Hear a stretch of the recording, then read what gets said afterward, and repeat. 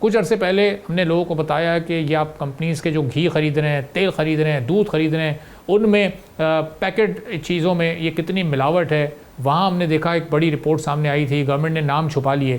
اب پانی بھی سیف نہیں ہے، یعنی آپ منرل واٹر خرید کر پی رہے ہیں، بڑی بڑی کمپنیز کے اس میں نام ہیں، بڑی انویسٹمنٹ ہے، بڑے پلانٹ لگے ہوئے ہیں، اور حال یہ ہے کہ اتنی اس میں ایشوز ہیں، دوائیاں، وہ بیماریاں اس میں بھری ہوئی ہیں. آپ بالکل صحیح فرما رہے ہیں بھائی. یہ رپورٹ میں نے بھی پڑھی ہے جس میں 230 برانڈز میں سے 29 کو مضر صحت پانی بیچتے ہوئے آئیڈینٹیفائی کیا گیا. دیکھیے جی، کنزیومر ایسوسی ایشن کا رول ہائی لائٹ کرنا ہے، آئیڈینٹیفائی کرنا ہے. ہم فالو اپ کرتے ہیں، لیکن ہمارے پاس کوئی ایسا ریسورس میکینزم یا انفراسٹرکچر نہیں ہے کہ ہم تادیبی کارروائی از خود کر سکیں.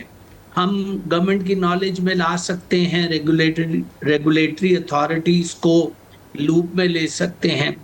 قوانین یہاں بہت سے موجود ہیں بھائی. ایشو یہ ہے کہ قوانین پر عمل درآمد نہیں ہو پاتا. اب جس طرح حالیہ کیس میں یہ جو 29 مضر صحت سیمپل جن کمپنیز کے نکلے ہیں، اگر ان کے لائسنسز کینسل کر کے اور ایسی کارروائی کی جائے کہ ان برانڈز کے اونرز نام بدل کر اس کو دوبارہ مارکیٹ میں فلوٹ نہ کر سکیں، تب جا کے اس چیز کا سد باب ہوگا.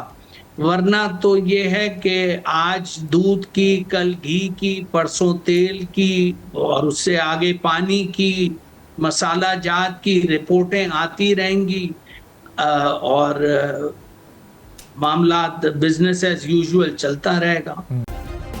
سبسکرائب کریں اور بیل دبائیں تاکہ کوئی خبر رہ نہ جائے.